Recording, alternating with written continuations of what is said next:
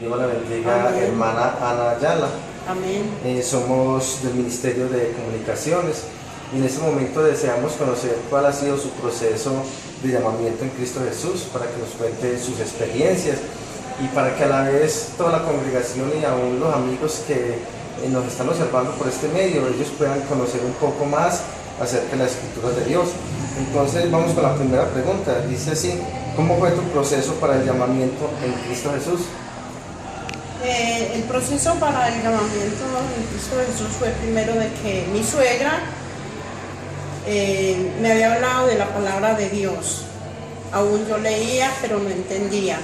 Me fui y visité iglesias como la iglesia La Luz del Mundo, la iglesia Trinitaria, donde creían en tres dioses, también con los testigos de Jehová, y ninguna de estas me hacía como a mí creer algo, pero fue algo como tan especial. Los hermanos iban a mi casa y me decían que tal me parecía el evangelio, entonces yo les decía que yo no quería saber nada de evangelio, que por ejemplo, si yo no me arrepentía verdaderamente, yo sabía que me condenaba. Pero fue algo tan especial de que a mí ni por los hermanos, ni por gente muy creyente verdaderamente, a mí solamente una cosa donde leí en la palabra de Dios en San Mateo, vi el joven rico que hacía una pregunta, 19:16. Él hacía esa pregunta: ¿qué haré para obtener la vida eterna? O sea que para mí fue revelado el evangelio. En ese mismo instante, cuando yo encontré ahí, no era yo casada con el que hoy mi Señor Jesucristo me regaló como mi esposo, con quien compartí 15 años. Y entonces yo le dije: Señor, nadie puede ser entonces salvo si no dejamos a nuestros hijos. Nadie entregaba nada. Yo le decía así, pero aún yo no sabía orar. Entonces, recuerdo un día de madres, me vine en 1985, me vine para acá, para la iglesia. Un domingo de madres, me vine. Entonces, cuando citaron aquí en la iglesia que pasara adelante los que tuvieran necesidad, yo tenía la necesidad de seguir el camino de Dios. Entonces pasé adelante, yo no sabía orar. Sé que una hermana anciana, la hermana Matilde Ortega, ella impuso las manos sobre mí. Yo no hacía sino llorar en el altar, porque no sabía, como les digo, no sabía orar. Entonces ella me decía: dígale al Señor que usted lo ama, que usted lo ama a Él y que usted no se quiere perder. Yo comencé a decirle al Señor que yo le amaba mucho a Él y que yo no me quería perder. Quisiera lo que quisiera conmigo. No le decía más nada porque no sabía, y que no paraba de llorar. Entonces fue para mí algo tan especial cuando ya comencé, que los hermanos me saludaban, me decían Dios le bendiga, y mi ropa era puro blue jean, mi cabello era motilado. Entonces yo le dije al Señor, sí me dio mucha vergüenza de mi padre, porque le dije: qué pena de usted, Padre mío, que yo esté en esta ropa, que yo esté con este pelo cortado, porque aún había leído mucho, pero no entendía. Pero cuando Dios me reveló el evangelio, ahí vine a entender. Entonces ya yo dije: Señor, yo sin casarme, comencé a decirle ya: mira, Señor, arregla mi situación, si es tu voluntad. Ya comencé, porque ya la hermana Matilde fue una anfitriona para mí, de que esa mujer fue muy dada al pie mío, siempre, siempre. Tengo hoy mucho que agradecerle a ella también. Entonces, cuando ya yo comencé a decirle a Dios que si era la voluntad de Él, que ese hombre fuera mi esposo, pues que Él hiciera ese hogar.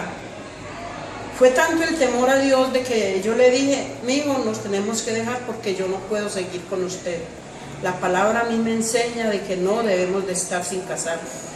Entonces, cuando yo me separé de cuerpos con él,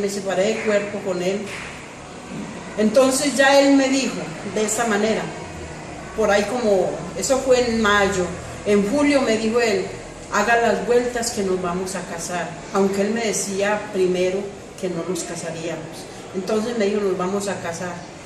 Y fue algo tan especial para mí, que yo sentí ese gozo, esa alegría. Y antes de que él me dijera eso, yo le dije, Señor, yo a ti te doy muchas gracias. Te doy muchas gracias porque tú me has respondido. Entonces hice las vueltas para casarme. Fue un proceso largo, porque no me tenían registrada. Entonces, antes de ese proceso, para poder establecer el matrimonio, yo fui llena del Espíritu Santo. Ahí fue más temor para mí. Cuando yo fui llena del Espíritu Santo, lo que predicaba ahora el hermano, eso me vino a la memoria a mí todo. Hay que tener ese temor a Dios. Entonces fui llena del Espíritu Santo y ya en diciembre de 1985 ya nosotros hicimos las vueltas, nos casamos, que me casó a mí, me casé en la notaría. Yo no recuerdo en este momento qué notaría fue, pero sí sé que estuvo el hermano Gonzalo González y su esposa, la hermana Luz Enid. Estuvieron conmigo allá, nos casamos, bueno, ya luego fueron y leyeron el acta de matrimonio en mi hogar, en la casa donde yo vivía. Ya quedé más contenta yo porque ya dije, si me muero tranquila porque ya no estoy en pecado. Entonces ese fue el primer proceso. Luego ya el segundo proceso fue bautizarme en el nombre del Señor Jesús. Me bautizaron y ya en enero confirmé la promesa del Espíritu Santo, el hablar en nuevas lenguas.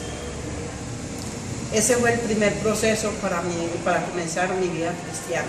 Bueno, hermana, dentro de todas estas experiencias que ha tenido en su vida cristiana, queremos también conocer, dentro de sus dificultades, estando ya en la vida cristiana como creyente, ¿cuáles han sido los pasos para poder solucionar este problema?